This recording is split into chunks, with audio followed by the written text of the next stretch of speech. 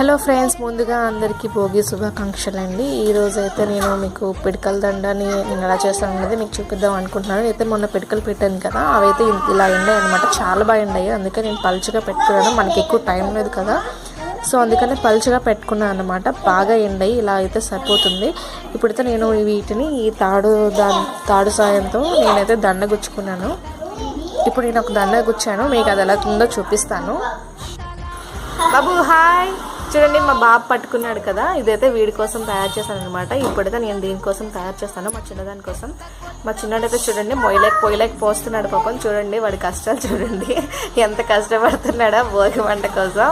నాన్న హాయ్ చెప్పు, hi hello good night చెప్పు, హ్యాపీ భోగి అను,